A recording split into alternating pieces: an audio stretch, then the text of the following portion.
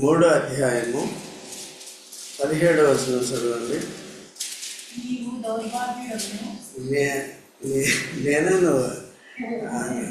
నీవు దౌర్భాగ్యుడవును, దిక్కుమాలిన వాడవు, దరిద్రుడవు, గుడ్డివాడవు ఉన్నావని ఎరుగక ధనవంతుడను ఉన్నాను చెప్తూ ఇక్కడ సంఘానికి ఆ మాటలు రాస్తున్నాడు. సంఘానికి యోహాను ద్వారా దేవుడు రాయిస్తున్నాడు. ఏ సంఘం అంటే లవొదికయ సంఘం. లవొదికయ సంఘము చాలా రిచ్ అన్నమాట. దేంట్లో రిచ్ అంటే భౌతికంగా రిచ్. వారికి మిద్దెలు మేడలు ఉన్నాయి, ఐశ్వర్యం ఉంది, బ్యాంకులో బ్యాలెన్స్ ఉంది, సూట్లు బూట్లు ఉన్నాయి. కాబట్టి వారు పుష్టిగా బతుకుతున్నారు. ఇంకో మాటలో చెప్పాలంటే లోకస్తులకి ఆ సంఘానికి తేడా లేదు. చూడండి, సంఘానిలో ఉన్నవారు కానీ సంఘాన్ని నడిపించేవారు కానీ. కీర్తన 73 3వ వచనం చదవండి. 3-4 వచనాలు. కీర్తన 73. భక్తిహీనుల క్షేమము నాకు కంటపడినప్పుడు, చూసారా, గర్వించు వారిని బట్టి నేను ఏం చేశాను. ఇక్కడ ఒక భక్తుడు, ఆసాపు అనే భక్తుడు ఏమంటున్నాడు, ఈయనకి భక్తిలో విశ్వాసములో ఐశ్వర్యవంతుడు. అయితే లోకంలో ఉన్న వారిని చూసినప్పుడు వారు ఎలా ఉన్నారంటే లోక సంబంధమైన ఐశ్వర్యం కలిగి ఉన్నారు కదా. ఏదన్నా ఒకటే కోరుకోవాలి. నీకేది కావాలి? ఆత్మ సంబంధమైన ఐశ్వర్యం కావాలా? ఆత్మ సంబంధమైన ఐశ్వర్యం మహిమాయుక్తమైంది, శాశ్వతమైంది. అది ప్రభువైన యేసుక్రీస్తునందు విశ్వాసం ద్వారా కలిగేది నీతి. తర్వాత యేసుక్రీస్తు ప్రభువులే జీవించడానికి పిలువబడ్డాడు. యేసు ప్రభు ధనవంతుడా దరిద్రుడా? ధనవంతుడయ్యండి దరిద్రుడయ్యాడు. తన దారిద్ర్యం వల్ల మనకేమొచ్చింది? ఆత్మ సంబంధమైన ఐశ్వర్యం కలిగి. ఈ లోకంలో జీవించిన జీవితకాలం అంతా కూడా ఆయన ఏ అధికారాన్ని ఉపయోగించుకోలేదు, ఏ ఐశ్వర్యం కూడా. ఆయన దగ్గర మహిమైశ్వర్యం మాత్రం ఉంది కదా.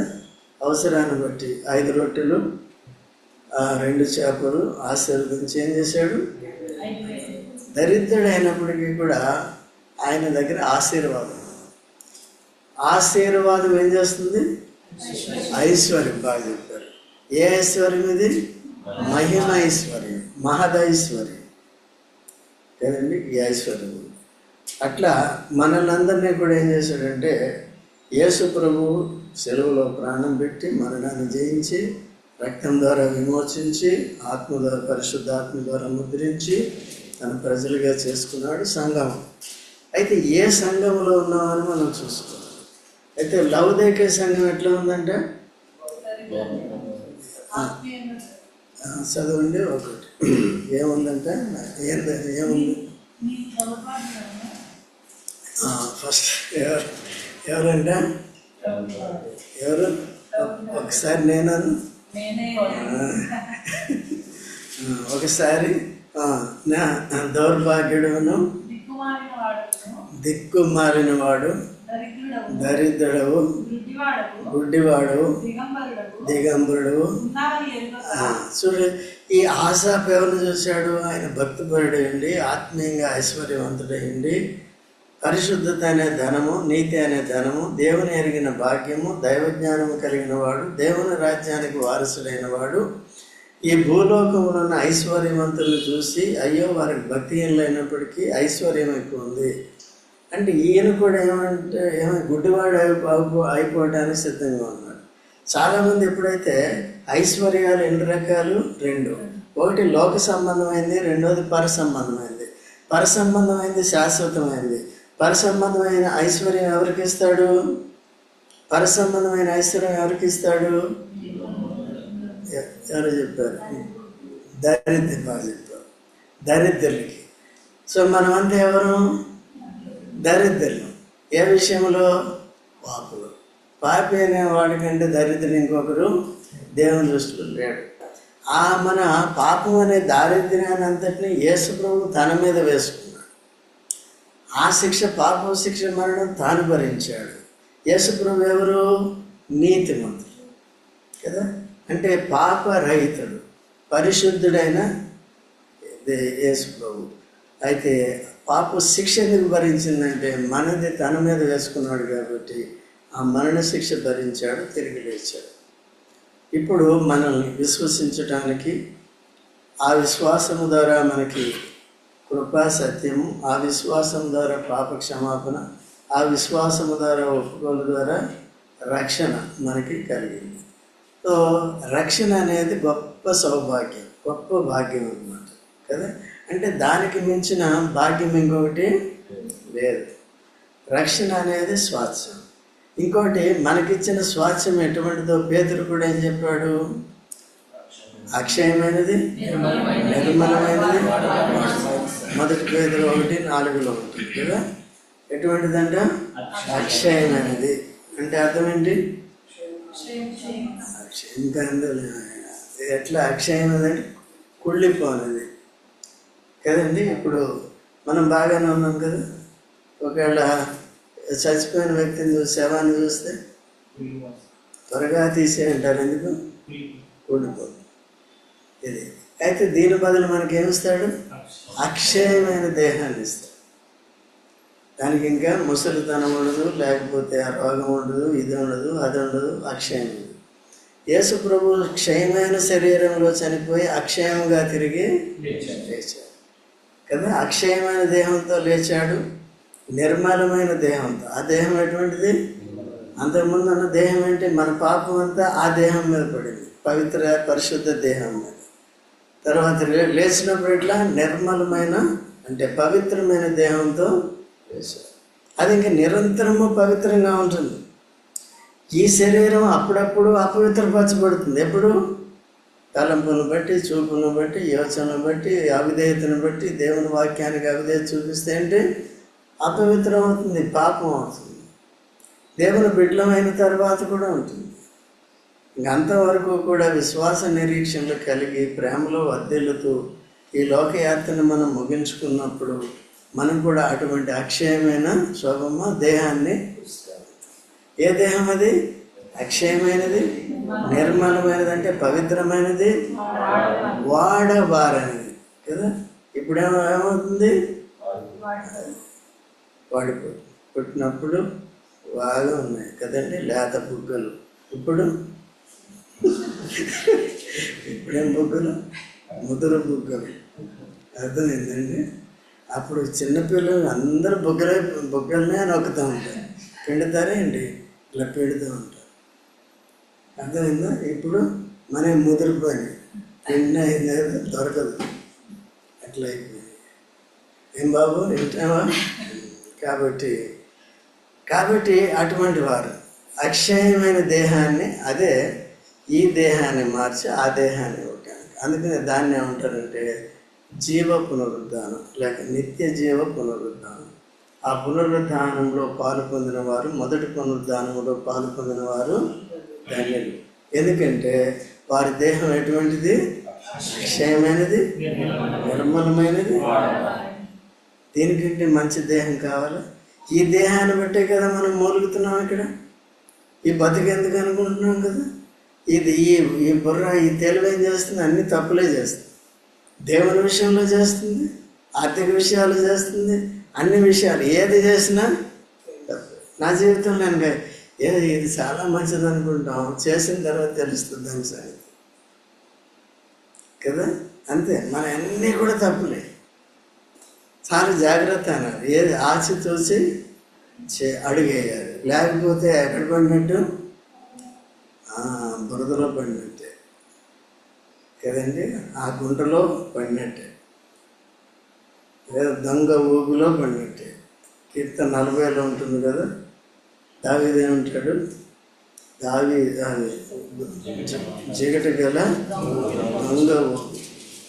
కాబట్టి ఆ ఊగులో పడ్డాం. దొంగ ఊగు అంటే అర్థం ఏంటంటే అది ఉన్నట్టు మనకు తెలియదు, దానికి ట్రాప్ చేస్తారు. దేనికి?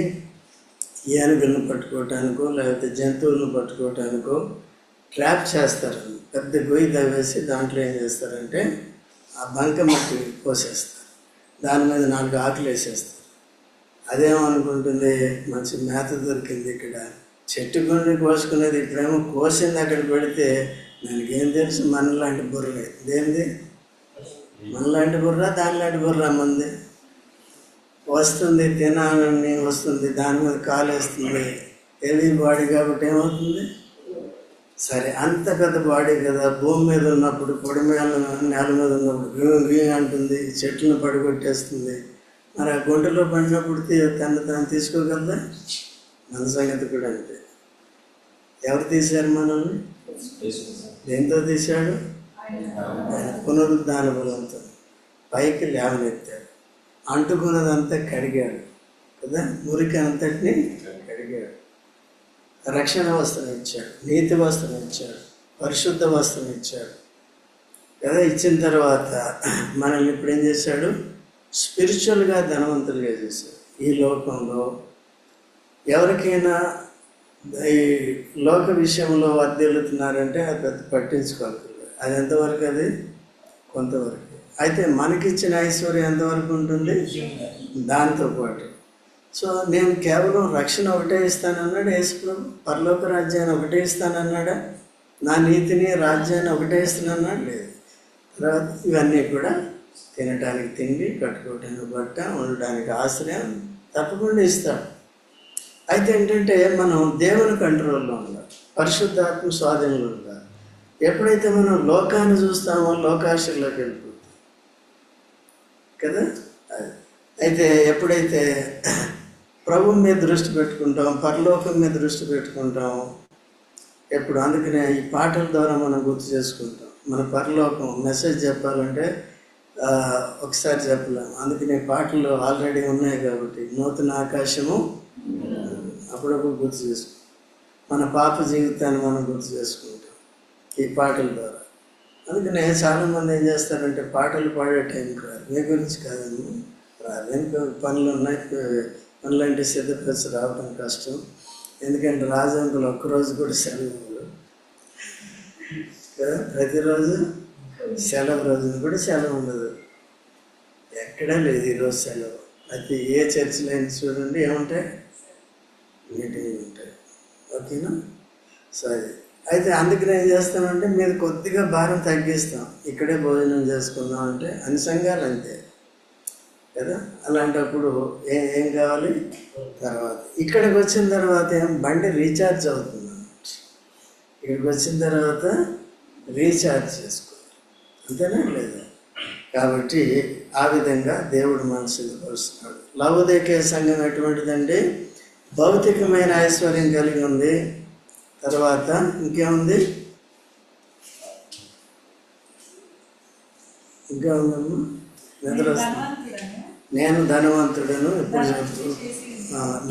ముందేంటంటే దౌర్భాగ్యుడు, దిక్కుమాలిన వాడు. ఎవరు దిక్కుమాలిన వాళ్ళు చెప్పండి, తల్లిదండ్రులు లేని వాళ్ళు కాదు. ఎవరంటే దేవుడు లేనివాడే దిక్కులేని. దేవుడు తోడుకుంటే ఏమవుతుంది. సో యేసు ప్రభు ఈ లోకంలో ఉన్నప్పుడు ఆయన దగ్గరికి ఎవరు వచ్చారు, దిక్కుమాలిన వాళ్ళు అందరూ వచ్చారు. విధవరాలు వచ్చింది, పిల్లలు వచ్చారు, అందరూ కూడా ఎవరు కూడా ఇంకా వారికి దిక్కు లేరు. అదేంటి రక్తస్రావంతో బాధపడుతున్న ఆమె చాలా సంవత్సరాలు ఏం చేసింది, 12 సంవత్సరాలు మొత్తం తిరిగింది, ఊరంతా దేశం అంతా తిరిగింది, ఉన్న డబ్బులన్నీ ఖర్చు పెట్టింది. ఎవరికి, డాక్టర్లకు ఇచ్చి. ఏమన్నా బాగైందా, చివరికి ఎవరికైతే అయ్యారు, మరి వాళ్ళ ఆ దిక్కు కింద కనపడుతుంది, కానీ వాళ్ళు కూడా దిక్కుమాలిన డాక్టర్లు.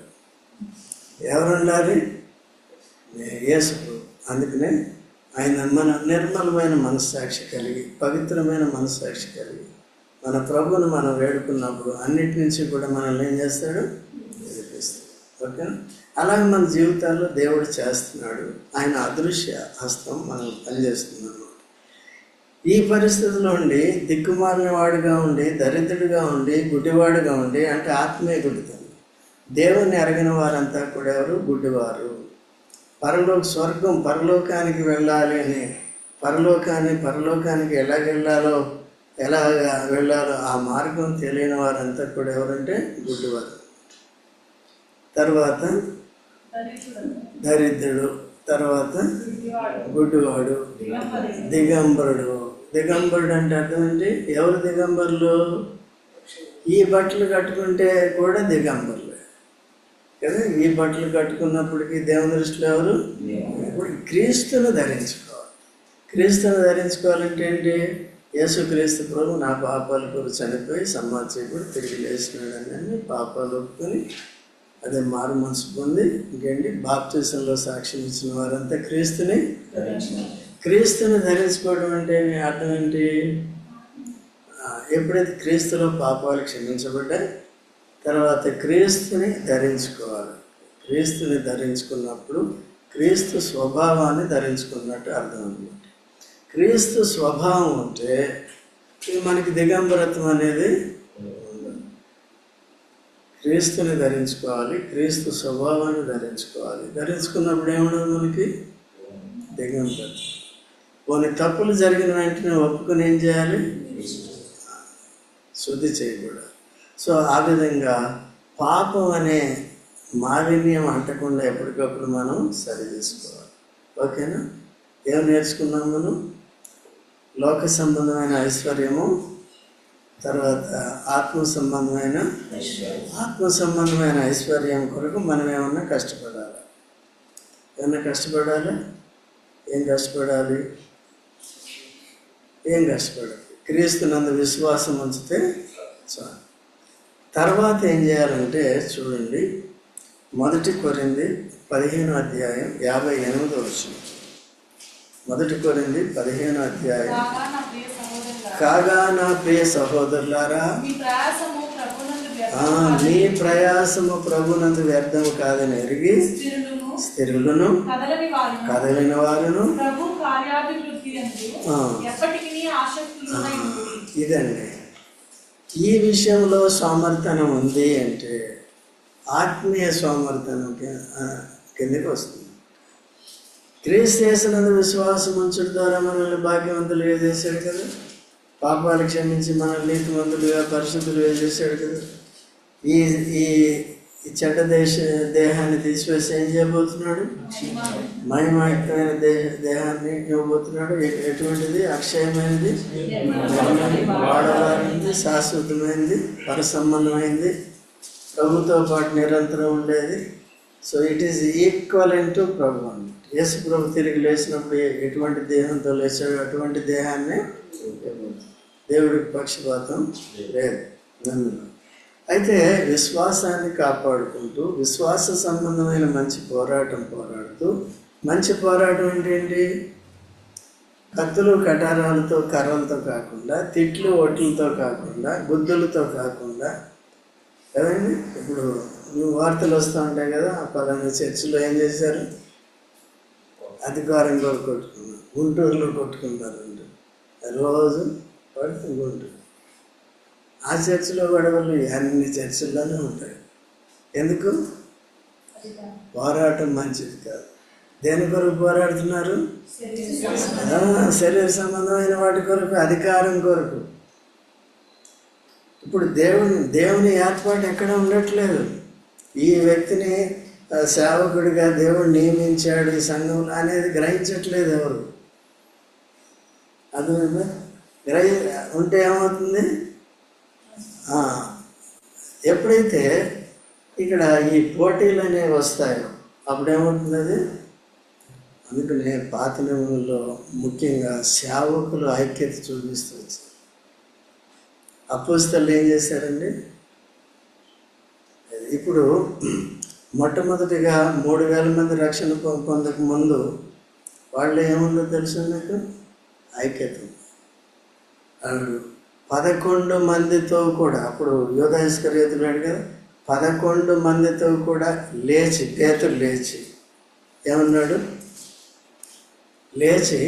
పేతురు చెప్పాడు, లేచేంటి 11 మంది లేచారంటే అర్థం ఏంటి?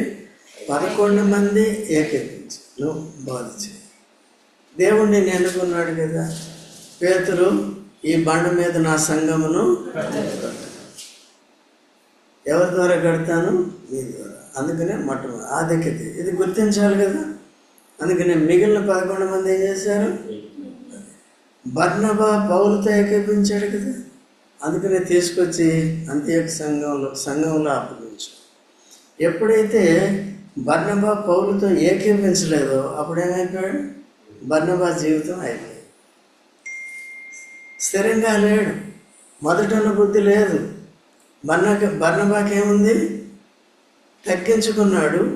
దేవుడే ఏర్పరచుకున్నాడు కాబట్టి ఈయన్నే మాట్లాడిద్దాం, ఈయన్నే పరిచయం చేద్దాం, ఆయనకి సహకరిద్దాం, నా వంతు ఏంటో అది ఆయనకి చేద్దాం, ఏకీపించటమే పని. అందుకంటే అందుకని సంఘం అది కొరింథీ సంఘంలో ఏమి లేదు, ఐక్యత లేదు, ఏకతాత్పర్యం లేదు, ఏకభావం.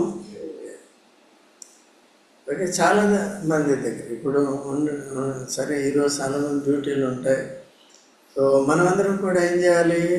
ఏదైనా పరిచర్య ఉందంటే ఏం చేయాలి? మనం ఏకీపించాలి, ఏకతాత్పర్యం. ఇప్పుడు అదే చెప్తున్నాడు కదా పౌలు ఏమని, ప్రభువునందు మీ ప్రయాస. అబ్బో అంత దూరం ఏమి వెళ్తాం, ఇంత దూరం ఏమి వెళ్తాం. యేసు ప్రభు ఎంత దూరం నుంచి వచ్చాడు కదా, మనల్ని ఎంత దూరం తీసుకెళ్ళిపోతున్నాడు కదండి. రాకెట్ సైన్స్, రాకెట్ అంటే రాకెట్ లాగా వెళ్ళిపోతాం. ఎప్పుడైతే రెండోసారి వస్తాడో ఎట్లా వెళ్ళిపోతాం? మనమే రాకెట్లు. అయ్యో నేను రాకెట్ వెళ్ళలేదు, సునీత విలియం లాగా లేను అనుకోవద్దు. ఓకేనండి. సో కాబట్టి ప్రభు పరిచర్య చేయటానికి ఏం కావాలి చెప్పండి? ప్రభు పరిచర్య చేయడానికి ఏం కావాలి చెప్పండి? శ్రద్ధ గలవాడు కదా. ఏమవుతాడు? బద్ధకముగా పనిచేయవాడు దరిద్రురాలగను. ఇద్దరు పనిచేయాలి వద్దా? శ్రద్ధగా పనిచేయవాడు. ఇది భౌతిక విషయంలో కానీ ఆత్మ సంబంధమైన విషయంలో కానీ ఏ విషయంలో అయినా సరే ఏమవుతామండి? బద్ధకము గలవాడు. ఇంగ్లీష్లో ఏముంటుందంటే లేజీ అని ఉంటుంది. ఇంకా పెద్ద మాట అంటే స్లగ్గార్డ్ అని ఉంటుంది కదా. భౌతిక విషయాల్లో స్లగ్గార్డ్నెస్ ఉందండి. మీరు స్టూడెంట్స్ ఉన్నారు అనుకో, కాలేజీ 8 గంటలకి అంటే నేను 10 గంటలకు వెళ్తానంటే అవుతుంది అక్కడ బండి. సో అట్లా ఉద్యోగం ఉందనుకో, ఉద్యోగానికి ఎట్లా వెళ్తామమ్మా? అదే మీటింగ్ ఉందనుకో. అయితే ఇప్పుడు మనం ఎవరని చెప్పండి చూద్దాం. భౌతిక విషయాల్లో చురుకైన వారము, ఆత్మీయ విషయాల్లో అదే మన తెలుగు. లోకం ఎవరండి అంటే డ్యూటీకి వెళ్ళొచ్చినట్టు నీ గురించి కాదు, అది వస్తుంది అంతే మెసేజ్. నేనేం చేయాలి? అదే నీ ఫ్రెండ్స్ కూడా ఉన్నారులే, ఇంకా అర్థమైంది, ఇక్కడ కూడా ఉన్నారు ఫ్రెండ్స్. కాబట్టి మనం ఆలోచించాలి, ఏ విషయంలో చురుగ్గా ఉండాలి, ఏ విషయంలో చురుగ్గా ఉండకూడదు. భౌతిక విషయాల్లో చురుగ్గా ఉండాలి, ఆత్మీయ విషయాల్లో ఉండకూడదు. అంతే, మన తాత్పర్యం అంతే కదా. దేంట్లో ఉండాలి? రెండింట్లో ఉండాలి. దాంట్లో ఉంటే ఆటోమేటిక్ దీంట్లో కూడా ఉంటుంది. మనం మనస్సాక్షితో ఆలోచించాలి. ఎస్, నేను డ్యూటీకి ఇట్లా వెళ్ళిపోతున్నా, ఇంటి పనులు అట్లా చేసుకుంటున్నా, ఇంత లేస్తున్నా, మరి ఈ విషయాలు ఎట్లా అనేది చూసుకో కదండి. ఇది సామాన్యంగా మనం నేర్చుకుంటున్నంత వాక్యం అది. కాబట్టి మనం రోజు ప్రార్థన చేయాలి. విన్న వాక్యాన్ని బట్టి ఏం చేయాలి? ప్రార్థన చేయాలి. దేవుడు కూడా తన కృపను, తన శక్తిని కూడా మనకేం చేయాలి? తెలియజేయాలి. అందుకనే అపోస్తలుడు పౌలు లాంటి వాళ్ళు ఏమన్నారంటే 15వ అధ్యాయం 10వ వచనంలో మొదటి కొరింథీ 15 అయినను నేనేమై ఉన్నాను. 9వ వచనం కూడా చదువు. ఏలైనగా నేను అపోస్తలులందరిలో తక్కువ వాడను. ఏమంటున్నాడు? తక్కువ వాడినా ఎక్కువ వాడినా? తక్కువ వాడను. హింసించినందుకు తక్కువ వాడిని. అసలు యోగ్యుడే. నేను అపోస్తలు అని ఇప్పుడు నన్ను పిలిచాడు కదా అపోస్తలుగా. అసలు నాకు యోగ్యత ఉందా? ఎందుకు లేదు? సంఘాన్ని హింసించాడు. దేన్ని హింసించినాడు? ఇప్పుడు దాన్నే కట్టాలి. దేన్ని కూరగొట్టాడో దాన్ని ఏం చేయాలి? దేన్నైతే పెంట అనుకున్నాడో కదా, అది పెంటం కాదు, పెంటలో ముత్యం అది. సో నా జీవితమే పెంట అన్నాడు కదండి. ముందేమనుకున్నాడు? చర్చి పెంట అనుకున్నాడు. ఇప్పుడేమనుకున్నాడు? నేనే పెంట. నా పేరు ప్రఖ్యాతులు కానీ, నా కులం కానీ, నా బలం కానీ, నా జ్ఞానం కానీ, ధర్మశాస్త్ర సంబంధమైన జ్ఞానం కానీ, ఇదంతా ఏంటి? దాంట్లో కృప లేదు నాకు. ఇప్పుడు కృప ఉంది, నన్ను బలపరిచింది, నన్ను క్షమించింది. నేను అయోగ్యుడైనప్పటికీ అపోస్తలు పెద్ద పోస్ట్ అది. నెక్స్ట్ యేసు ప్రభు తర్వాత నెక్స్ట్ పోస్ట్ ఏంటి? అపోస్తలు. కాబట్టి అటువంటి దానికి నన్ను ఇచ్చావు. అందరికంటే కూడా తక్కువ అయినప్పుడు నాకు ఇచ్చావు. ఇంకా చదవండి. ఏమై ఉన్నాను? అయ్యున్నాను. కృప కానీ చూసారండి. ముందు ఏం చేస్తున్నాడు? తగ్గించుకున్నాడు. తర్వాత ఏం చేస్తున్నాడు? కృప. వారందరికంటే కూడా ఏం చేశాను? అది వట్టిదా గట్టిదా? నిజమే కదా, అది నిజమే. అయితే ఇప్పుడు కృపను ఆధారం చేసుకో. మనం ఏం చేస్తామో తెలుసా? అతిశయంతో నేను ఎంత పని చేస్తున్నానో తెలుసా? అందరికంటే ముందు నేనే వెళ్ళిపోతాను తెలుసా? నీకు వెళ్తున్నావు కరెక్టే, కానీ దేన్ని బట్టి? దేవుని కృపను బట్టి. నాకు ఇంట్లో ఎవరో వంట చేసి పెడుతున్నారు కాబట్టి నేను రాగలను. లేకపోతే మీరేం చేయాలి?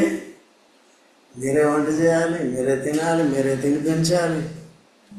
కానీ తిన్నవాళ్ళు కూడా లేటుగా వస్తారు, తినిపించిన వాళ్ళు మరి తప్పదు, ఇంకా కొద్దిగా లేటుగా వస్తారు.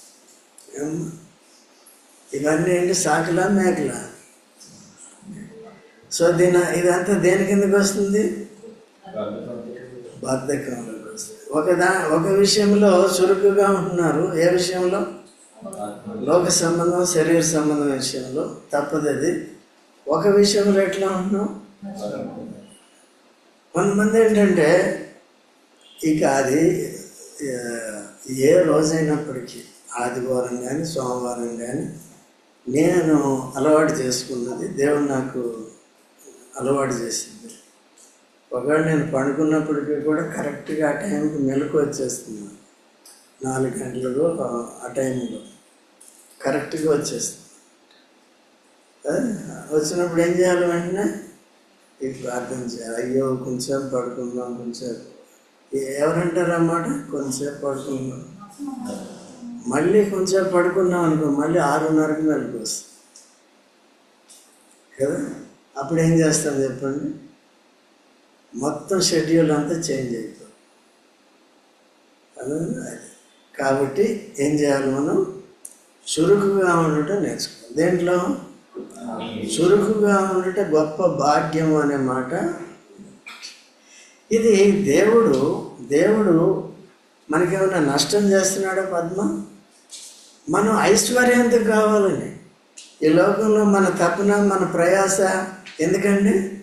ఐశ్వర్యవంతులు కావాలి. ఒకరిని అప్పడకూడదు, ఒకరిని దేహి అనకూడదు కదా. మన బతుకు మనం అనుకునే కదా. ఎందుకంటే ఈ లోకంలో రెక్కాడిందే డొక్క ఆడదు. కంపల్సరీ అందరూ కూడా పనిచేయవలసింది. ఎందుకు వచ్చింది ఇది అంటే, ఆనాడు ఆదాము వాళ్ళు చేసిన పాపాన్ని బట్టి తప్పు. ఆదాముకి ఏం శ్రమ వచ్చింది? శ్రమ వచ్చి తిని మీ కుటుంబాన్ని పోషించుకో.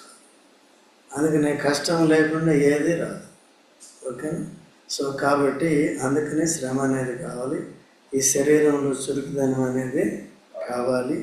దేనికి ఇప్పుడు దేవుని బిడ్డలమైన మనము ఎంతగా శ్రద్ధ కలిగి ఉంటామో ఆత్మీయ విషయాల్లో కూడా భౌతిక విషయాల్లో కూడా ఉంటామో అప్పుడు దేవుడు తన ఆత్మశక్తిని ఇస్తాడు, లేక తన పునరుద్ధాన బలాన్ని ఇస్తాడు.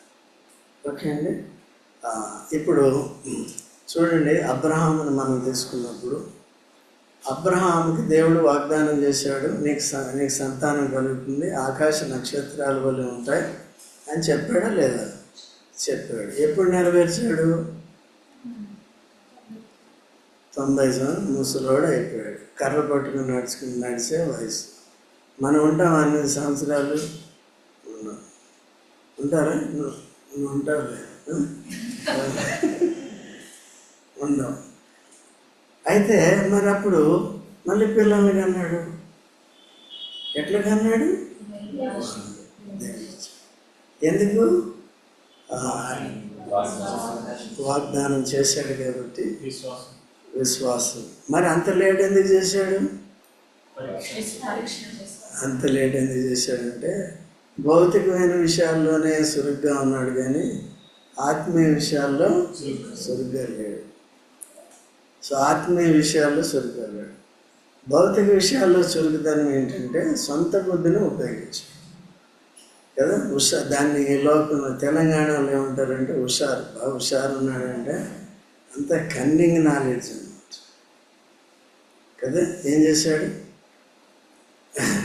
అన్నీ ఖాళీగా రావయ్యా, నా మీద ఆధారపడు, నేనే పోషిస్తానంటే కొంచెం ఏం తెచ్చుకున్నాడు? ధనం ఏదో తెచ్చుకున్నాడు. కాబట్టి పెట్టిన చోట శైక్యంలో ఉండకుండా ఎక్కడికి వెళ్ళాడు? అక్కడికి వెళ్ళాడు. ఆయి దగ్గర మధ్యలోకి వెళ్ళాడు. వెళ్ళిన తర్వాత ఏమైంది? కరువు వచ్చింది. ఎందుకంటే దేవుడు వదిలేశాడు, జస్ట్ వదిలేసి నువ్వు దీని మీద ఆధారపడ్డావు కాబట్టి అది ఎగ్జాస్ట్ అయిపోవాలి. ఎగ్జాస్ట్ అయిపోయే వరకు ఏం కావాలి?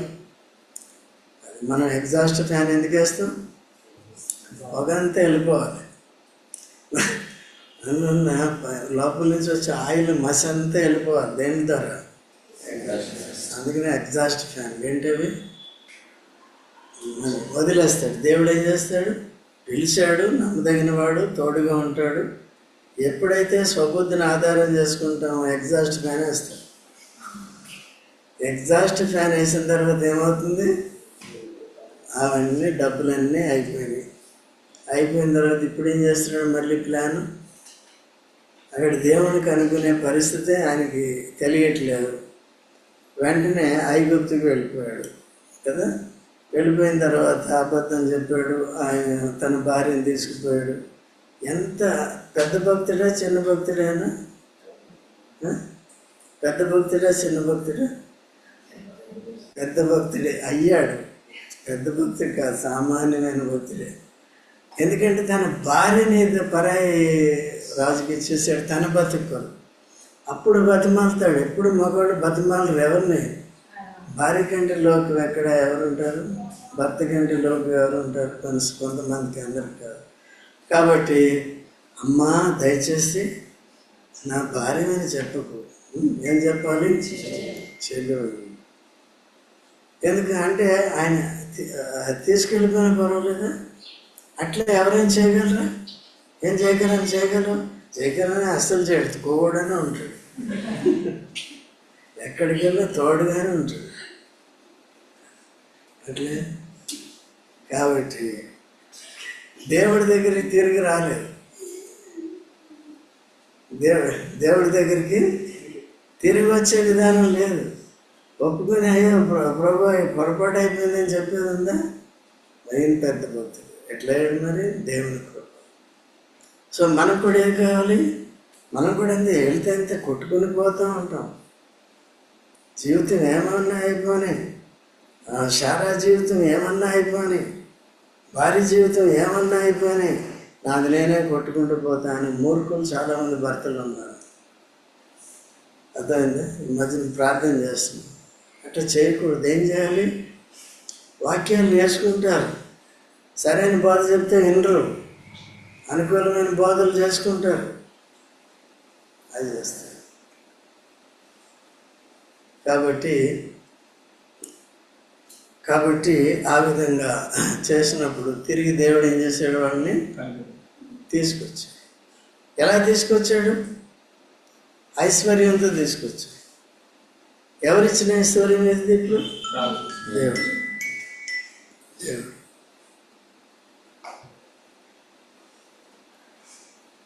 దేవుడు ఇచ్చిన ఐశ్వర్యం. అలా పోలే ఐశ్వర్యవంతుడు అయ్యాడు. అయిన తర్వాత సరే లోతు నుంచి ఏమైపోయాడు? మళ్ళీ లోతుకి ఎందుకుంది? భౌతికమైన వాటి మీద ఆసక్తి ఉంది, ఆత్మ సంబంధమైన వాటి మీద ఆసక్తి. ఇప్పుడు అబ్రహాముకి దేని మీద ఆసక్తి వచ్చింది? ఆత్మీయ విషయం. అప్పుడేముండే? బతికుంటే చాలు. ఐగుప్తులో బతికినా పర్వాలేదు, లోకంలో బతికినా పర్వాలేదు, లోకానుసారంగా బతికినా పర్వాలేదు. భక్తిహీనులు. ఎందుకు అబద్ధం చెప్పవలసి వచ్చింది శోభమ్మ? ఎందుకంటే వీళ్ళు భక్తిహీనులు కాబట్టి నిన్ను బట్టి నన్ను చంపేస్తారు, నిన్ను తీసుకుని వెళ్ళిపోవడానికి నన్ను చంపేస్తారు. ఈ రోజుల్లో అదే జరుగుతుంది కదా. ఈ రోజుల్లో పెళ్లి చేసుకుంటున్నారు, సొంత భర్తను చంపేస్తున్నారు, అద్దె భర్తను పెట్టి. అర్థమైందండి? సొంత భర్తని మందేసి చంపేస్తున్నారు. స్లీపింగ్ పిల్స్ అన్ని ఐడియాలు చెప్తున్నాను, మీకు తెలీదా? ఇవన్నీ వస్తున్నాయి దీంట్లో. వేసి చంపేస్తున్నారు. ఆ మత్తు వచ్చిన తర్వాత నొక్కేస్తున్నారు, ఎవరికి తెలియదు. అట్లా చేస్తున్నారు. కాబట్టి ఇదంతా లోక సంబంధమైంది. లోక సంబంధమైన వాటిలో ఎలా ఉన్నారు? చురుకు కాదని హుషారు, నీకు నువ్వే మోసం చేసుకుంటున్నావు. అయితే దేవుని బిడ్డలమైన మనం దేంట్లో హుషారుగా ఉండాలి? దేంట్లో జాగ్రత్త కలిగి ఉండాలి? రెండిట్లో జాగ్రత్తగా. ఎవరితో ఉండాలి? మనం ప్రభుతోనే ఉండాలి. ప్రభుత్వం ఉన్నప్పుడు ఈ జీవితం ఆ జీవితం. పేతురు కూడా ఏమంటాడు? 2వ పేతురు 1వ అధ్యాయం 3వ వచనం. 2వ పేతురు తన మహిమను బట్టి గుణాతిశయములను బట్టి పిలిచిన వానికి వచ్చిన దైవశక్తి. ఏం శక్తి అండి ఇది? దైవశక్తి. ఇప్పటి జీవములకు ఇంగ్లీష్లో ఏమంటుంటే దిస్ లైఫ్, ఈ జీవానికి, భక్తికని. భక్తి కంటే రాబోయే జీవితానికి. భక్తి దేని కొరకండి? రాబోయే జీవితం. కావలసినవన్నీ కూడా ఏం చేస్తున్నాడు? మనకు దయచేస్తున్నాడు. చేయట్లేదా? భౌతికంగా కూడా వర్ధిల్లారంటే ఏం కావాలి? దేవుని యొక్క ఆశీర్వాదం కావాలి. ఓకేనా? సో కాబట్టి అలాగా కేవలం యేసుక్రీస్తు ప్రభువునందు విశ్వాసం ద్వారా ఆత్మ సంబంధమైనవే కాకుండా భౌతికమైనవి కూడా ఏం చేస్తున్నాడు? ఒకవేళ ఆశలు ఉంటే మాత్రం దేవుడు ఆశ పోయే వరకు ఏం చేస్తాడు? దరిద్రులుగానే ఉంచుతాడు. ఆశ వద్దు ప్రభు, నాకేం కావాలి? అది ఏది వద్దు, నువ్వు ఏది ఇస్తే తింటా, ఏది ఇస్తే అది. ఏరియా ఏం చేశాడండి? వాళ్ళకి ఏమన్నా కష్టపడ్డారు వాళ్ళు? నడక తప్పే ఆ రోజుల్లో ఏం లేదు. అక్కడ బొమ్మంటే అక్కడ పోవాలి, ఇక్కడ బొమ్మంటే అదే దేవుని సేవ. ఎప్పటి వరకు చేశారు వాళ్ళు? అంతవరకు. ఎవరి మీద ఆధారపడాలి? ప్రతి పూట దేవుని మీద ఆధారపడాలి. అర్థమైందండి? అటువంటి జీవితం నుంచి సో దేవుడు మనల్ని అందరినీ కూడా విడిపించి ఏం చేయాలనుకుంటున్నాడు? చురుకుగా చేయాలి కదా. ఏం పోవాలి మనలో? దరిద్రత ఎలా పోతుంది చెప్పి. ముందేం పోవాలి? దరిద్రత పోవాలంటే సామర్థ్యం. బాగా చెప్పు. ముందేం పోవాలి? ముందా సామర్థ్యం. బెన్ను ఏం పేరు? బెన్ను ఉందా? బెన్ను పెన్ను అని పేరు పెట్టుకుంటారు, ఒరిజినల్ పేరు సరిగ్గా పెట్టుకోరు. బెన్ను అర్థమైంది? ఏమన్నా సామర్థ్యం ఉందా? ఆత్మీయ విషయాల్లో ఉంది కదా. ఎందుకుంది కదా? కానీ ట్యూషన్ అంటాడు, అదంటాడు, ఇదంటాడు. మీటింగ్ ఎందుకంటే ట్యూషన్ ఉందంటాడు. ట్యూషన్ మాత్రం వెళ్ళిపోతాం, మీటింగ్ మాత్రం ఎక్కువ ఫలం ఎలా వస్తుంది? ముందు ఆత్మీయ విషయాలు శ్రద్ధగా, ప్రభు నందు మీ ప్రయాస అర్థం కాదు. తర్వాత ఏముందమ్మా?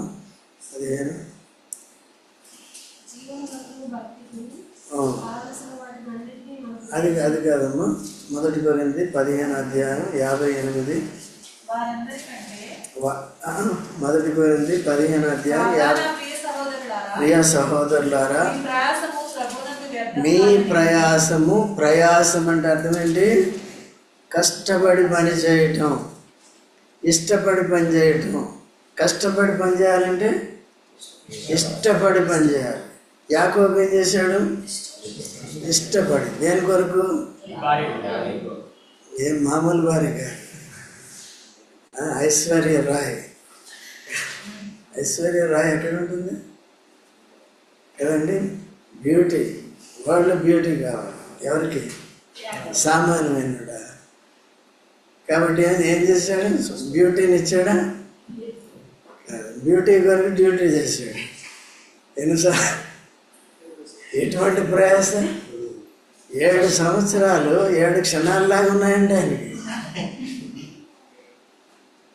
మామూలు వాళ్ళు కాదు, పెద్ద భక్తులు. అర్థమైందండి? ఇక వాళ్ళే అట్లా ఉంటే మనం చిన్న భక్తులు ఇంకెట్లా? కాబట్టి ఎవరైనా సరే చురుకుదనం తెచ్చి ఏం చేయాలండి? చేసుకోవాలి. ఇవన్నీ మనలో ఉంటాయి. వీటన్నిటినీ సోమరితనం అంతా ఆత్మీయ విషయాలు కానీ భౌతిక విషయాలు కానీ తొలగించాలంటే ఏం కావాలి? ఇవన్నీ పరీక్ష పరిశోధనలు అనుమతించి వాటన్ని ఎగ్జాస్ట్ అయ్యే వరకు ఎగ్జాస్ట్ పైన పెడతానే ఉంటుంది. ఓకేనా? మళ్ళీ చదువు కంటిన్యూ చేయి.